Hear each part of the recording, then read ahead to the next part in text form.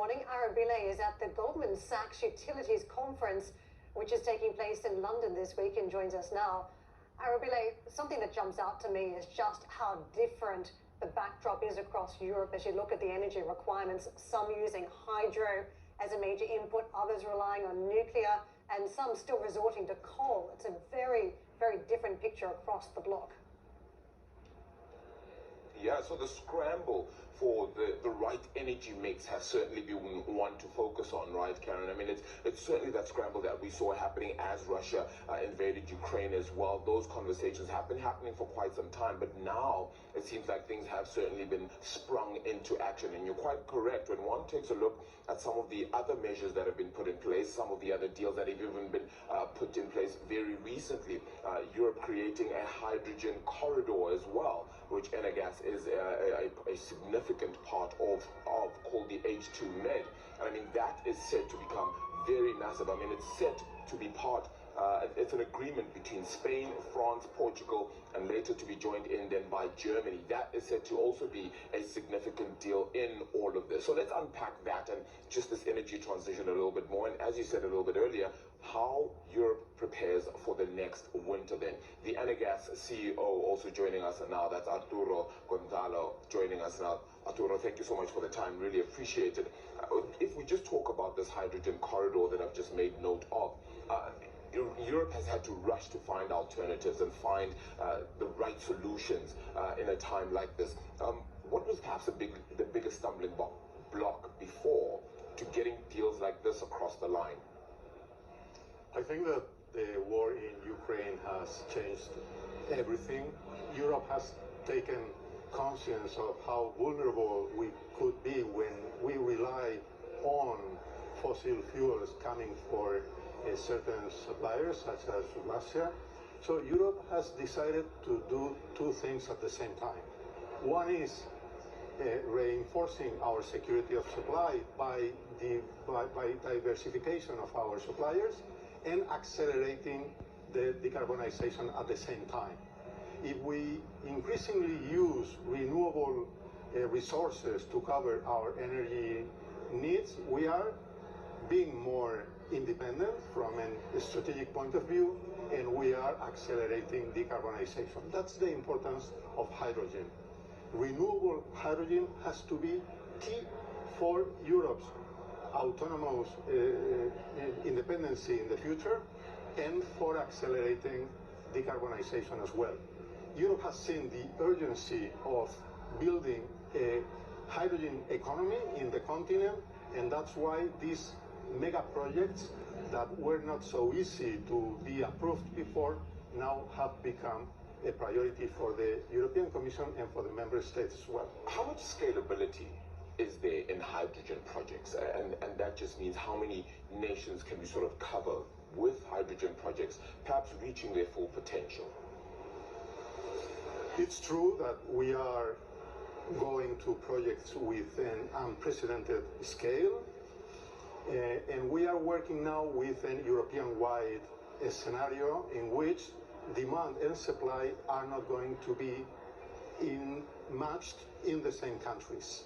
We are going to have a lot of hydrogen demand in the industrial heartland of Europe, in Germany and that part of Europe, and they are going to have a very significant deficit of the green hydrogen they are going to need. And we have a very clear spare production capacity in countries such as Spain, and so we need to build European corridors to match that supply and demand. So scalability is a challenge. We have to see it with a European perspective, both for producing the industrial supply chain able to cope with this big challenge, and we also have to think of an infrastructure able to match supply and demand at continental scale. Gas prices have certainly come off quite substantially compared to last year, this time, right? So what's the outlook looking like then for the winter? I mean, earlier on we were speaking to Goldman Sachs themselves, and they were speaking about how renewables may not take on the entire mantle this year, but it's just moving in that right direction. Does Europe avoid a sort of energy crisis as well now from moving on from here in your point of view? I think Europe has done very well. We cannot drop our guard. Things may get more complicated again, but Europe has been doing very well.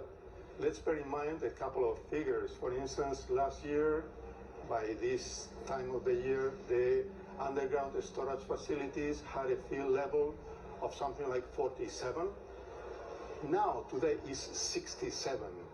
We are heading very well towards the objective of having 90% at the beginning of next winter. And prices are at 20, 25, 26 levels, which is something I think very different from what we saw last year.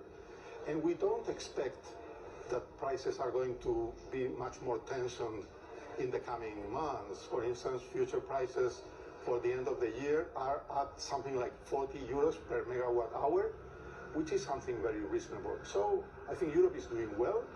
There is still a lot of work to be done, but we are on track to feel very comfortable with the coming winter and with the winter after the next winter. Yeah.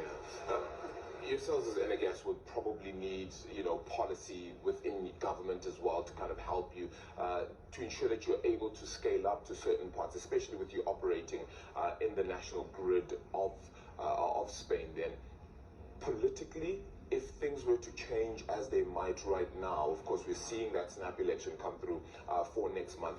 Does that worry you at all in terms of how your investment grows, how exactly you transition a whole lot more, and the kind of projects you get into? Does that political landscape change how you see the future of the energy transition, particularly in Spain? Of course, having clarity on the political scenario is very important for us and for all economic players. But in this case, the agenda is very much set at European level. The first building block for the new regulatory scheme will be the decarbonized gas and hydrogen directive that is being discussed currently in Brussels. And this should be approved by the end of this year. And this is a European-wide regulation framework. So, of course, the national politics are very relevant for us, but we are talking about European issues with a European framework and with building blocks that are already very much advanced in the discussion. So we think that the main elements of the regulatory system will be European, and we are already understanding how they will look like. If you're getting sufficient support, how much more investment then needs to be put in to perhaps your own gas projects then right now in order to get to the level where you might feel you're happy in how much you're putting out to not just Spain, but possibly all of Europe as well? The investment for building a green hydrogen economy in Europe will be huge.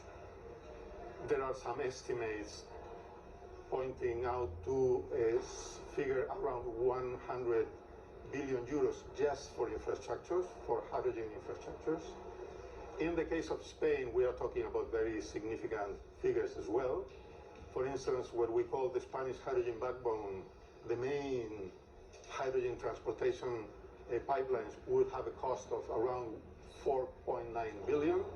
The H2Med corridor with the two interconnections between Portugal and Spain and France would have a capex of around 2.5. But Arabile, bear in mind this figure. Taking into account the discount we have paid in Spain in the gas price compared to TTF, because of having a robust LNG infrastructure, the discount has been 10 billion euros last year. So when we talk about infrastructure, the investment is very profitable if it helps you to face the future efficiently and with security of supply. So the costs are very relevant, but the benefits are going to be huge as well. Yeah, so the benefits kind of paying as well for itself, and in this case, also getting that discount certainly helps. Arturo, thank you so much for the time. Really, really appreciate it. And as well, Arturo Gonzalo is the CEO then of Enagás, of course, playing in that Spanish national grid as well as the hydrogen space then. Very significant as an alternative that we're trying to find, of course, in and around Europe as those energy needs continue to be looked at. Now, the Goldman Sachs Utilities Conference is kicking off in just a moment or two then as well. So the continued conversations are the ones we're going to be looking at and asking ourselves exactly how much more needs to be done at a time like this. Jeff?